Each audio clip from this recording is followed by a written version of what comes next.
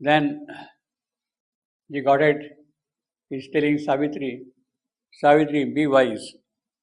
You are trying to do something which is not in the nature of things. You don't understand the nature of earth and heaven. They are contradictory, so to say, to each other, and you can't bring them together. Essentially, that is the kind of a thrust of the argument to begin with he is making. Oh, human image of the deathless word. Word is the divine power of expression. Expression means not only uttering, of doing, activity, of action. That is what the word. Whatever is done, that is the word.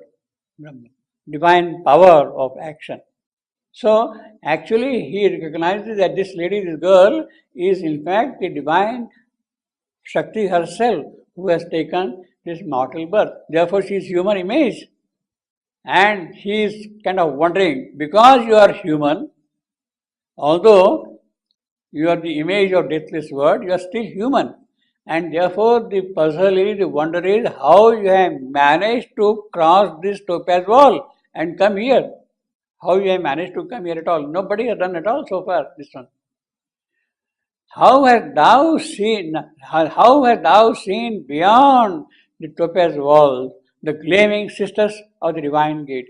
I told you last time, this could be, this is my, my reading, could be the reference to Book of Job or Revelation, the city of God built up with so many stones. But the reference is very clear. Why he is talking about topaz? Topaz is a quality of supramental manifestation. The stone topaz stands for that, and is pertinently using the word topaz, not any other received. Physical transformation, it is connected with that. So if you wear a topaz stone, then you will get physical transformation quickly, you see. The gleaming sisters, those three sisters, the daughters of Job, most beautiful, of the divine gate, summon the genii of their wakeful sleep. Summon the genii of their wakeful sleep. Gate is there, the wall is there, and behind the wall is the topacity, the city of God. Now, at the gate, there are guardians, and these guardians always keep a wakeful eye. Even if they are asleep, their sleep is wakeful. The guardians of the gate, of the topaz wall, they are always wakeful. Now, therefore, he is wondering how you have managed to come to this gate. The guardians are there, how they allowed you to come? Summon the genii of the wakeful God. Genii, the guardian deity of the city, the guardian power, the guardian deity of the city. And he keeps the genii, he keeps the eye always, will not allow anyone to go. Now, in ancient times, each city had a guardian deity. Athens, the guardian deity is Athena, of course. In Rome, different periods, different deities are there at various places. You summon the genii and ask him to build a wall, and he protects it. In Ramayana, there is a very beautiful description of this guardian deity. See, Rama's wife Sita has been abducted, and they have found that she has been taken to Lanka, and she is in the Lanka forest there. They have located her there. The great eagle could see from great distances that lady there, and he tells that, look, I see her there in Lanka.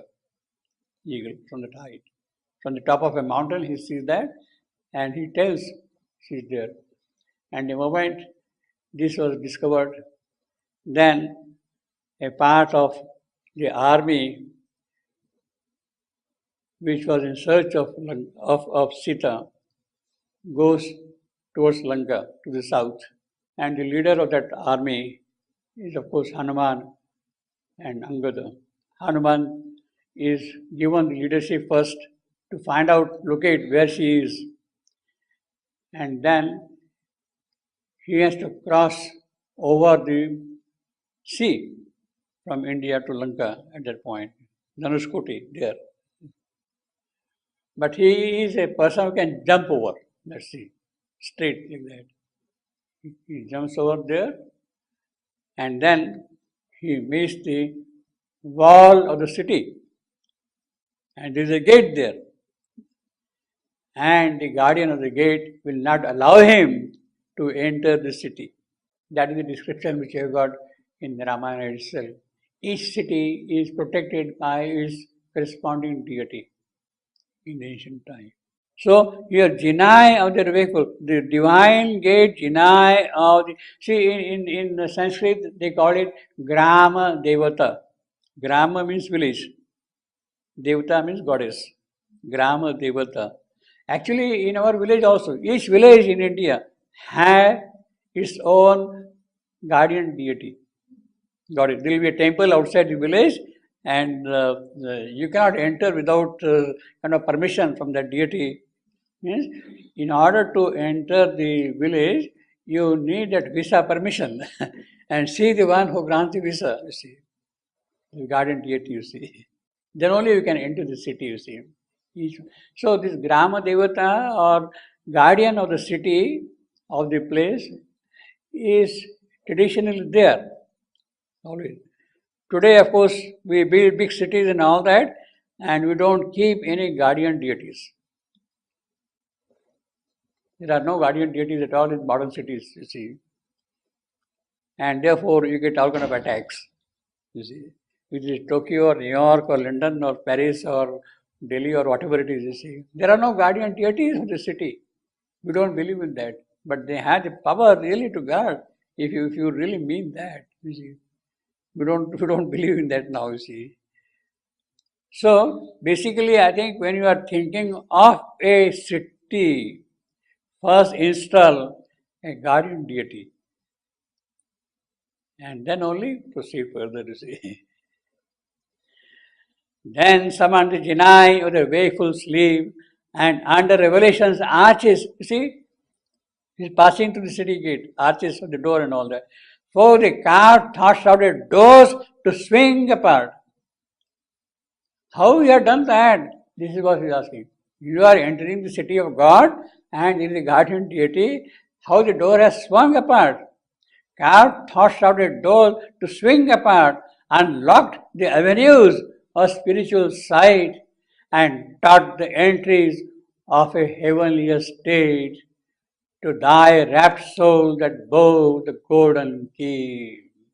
So, in a way, he is kind of wondering how Savitri has managed to enter through this wall, topaz wall. And then, of course, he describes who he is, what he is, and all that, basically, you see. But this is, you see, I mean, how beautiful the whole description is. This is a kind of what you would say epic poetry, the very character of epic poetry. Describe each aspect in elaborate manner. The wall is there, she is entering into the wall, and the guardians are there. So every little detail is described here. So the epic description, this is a very beautiful example of epic description. You see. Gleaming, sisters of the divine gate. So there are of course allusions of all kinds, but still the whole ethos is of the epic character, you see, in very elaborate manner. Unlock the avenues of spiritual sight. Suddenly you have opened yourself to the supramental sight. How it has happened? How it has happened? And taught the entries of a heavenly state to thy rapt soul. How you have taught to your soul to enter into this one. That bore the golden key. That bore the golden key. That the soul of Savitri. It is that soul of Savitri which is bearing the golden key. How it has happened? He is wondering.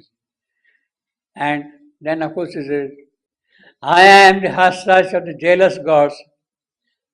See, People are looking for me, gods are looking for me here and there and all that thing. They are jealous of me, jealous because I am too great for them.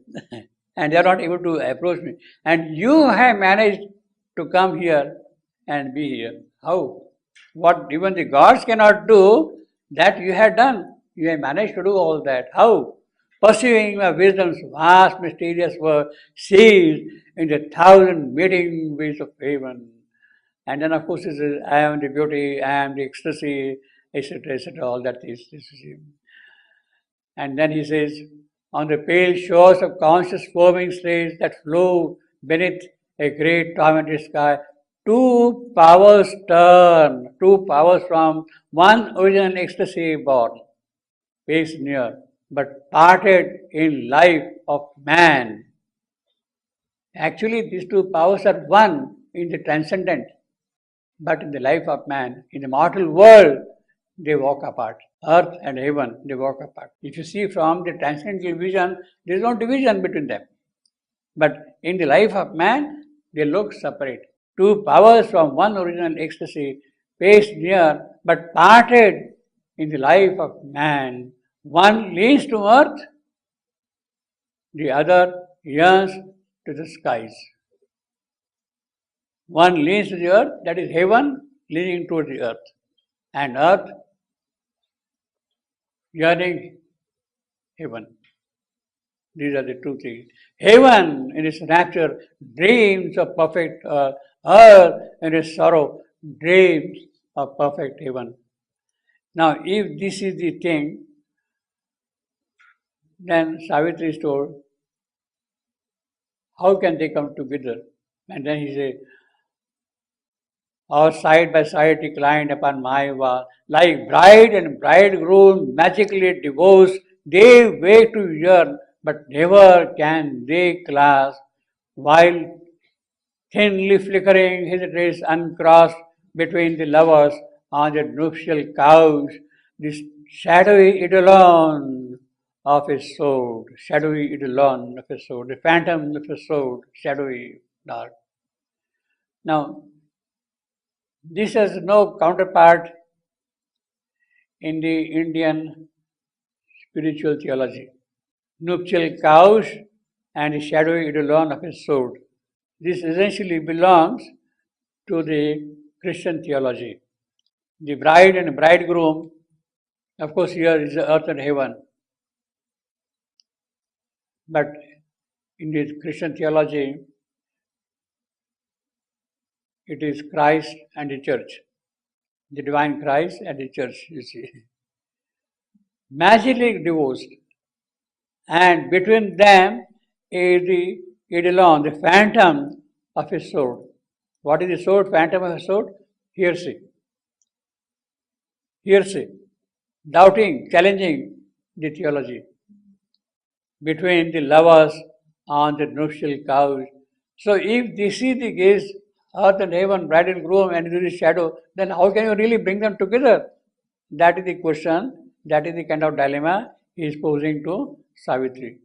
But when the phantom flame is face undone, the sword fails, undone, then never more can space or time divide the lover from the lover. Obviously, when that is gone, that eidolon of the sword or the phantom flame edge, when that has gone away, then nothing can divide, separate lover and beloved. Space shall draw back a great translucent curtain. Time shall be the quivering of the spirit's endless bliss. When that phantom sword has gone away, attain that moment of celestial fate. So when that happens, you please attend for that. He's telling us. Look for that moment of celestial fate.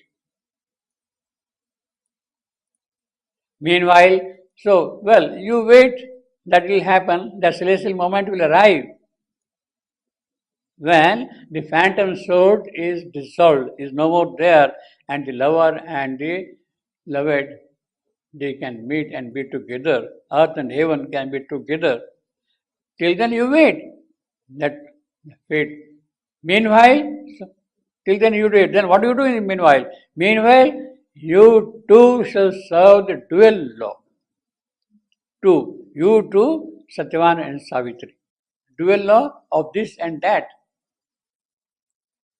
which only now the scouts of vision gleam, who pressing through the forest of their thoughts have found the narrow bridges of the gods.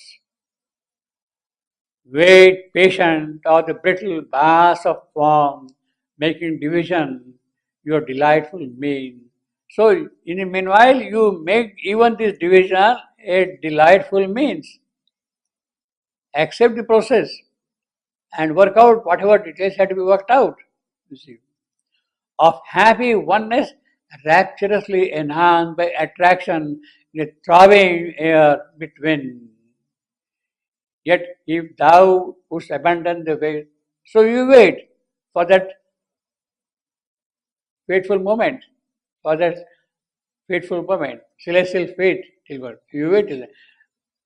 And, otherwise, yet if thou wouldst abandon the vexed world, but you do not wait. If you abandon this world, this anxious, this world full of anguish and all that, then no problem at all. Careless the dark mound of things below, tread down the isthmus, overleap the flood. You cross this gap between this earth and that heaven and come here and stay here. Tread down the isthmus, overleap the flood, cancel thy contract with the laboring force. This is the cruelest kind of a statement he is making for Savitri. You have made a contract with the divine force to come here, change things upon earth, but this is the position here. So forget about that kind. You come here and stay now. Cancel the contract with the laboring force. The cruelest, most negative kind of statement he is making for Savitri. Renowned tie that joins thee to earth kind.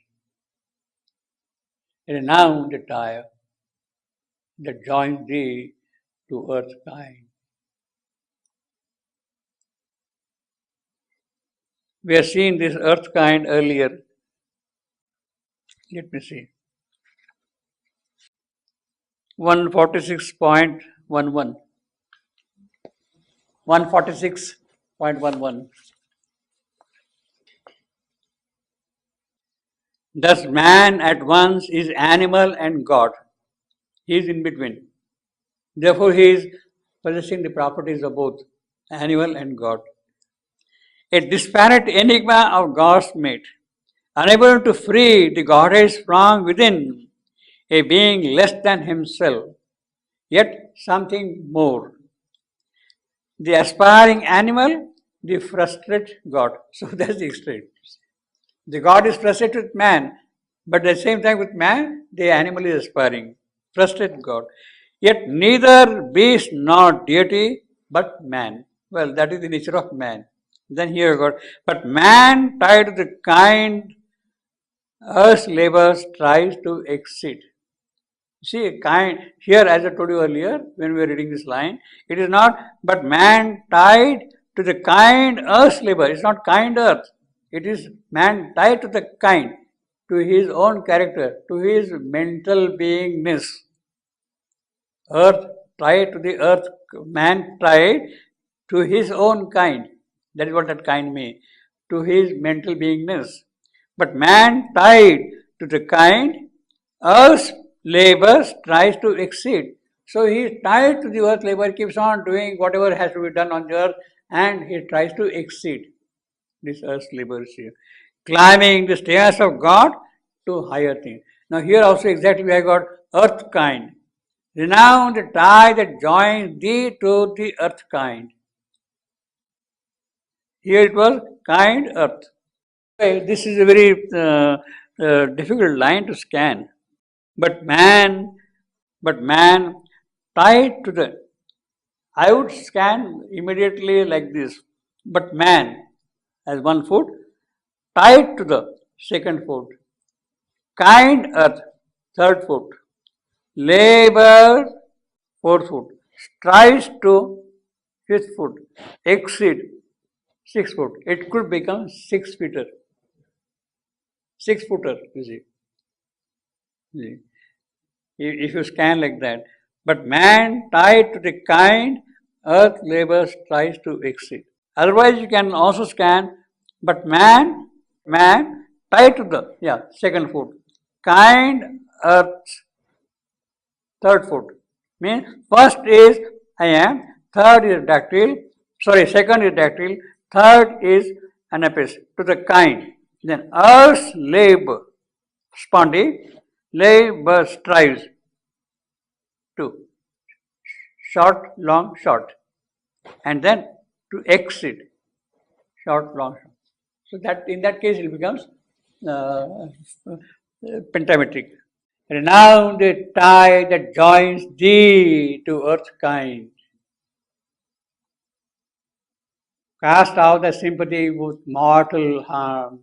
Arise, vindicate the spirit's conquered side. You have conquered, so arise to that. Relinquish the charge of transient breath. You have taken this mortal birth. Forget about it. Come here. Under the cold gaze of the indifferent stars, leaving the borrowed body on the sword. Ascend, O soul, into thy blissful home, the home of happiness. Come and stay here. Cast off the ambiguous myth of earth's desire. So basically, he's still playing a negative role. Death, who was opposing vehemently in a negative way, he is now opposing her in a positive way. It is still kind of a carryover of that death's personality into this form yet. Cast off the ambiguous myth of earth's desire. O immortal, to felicity, rise.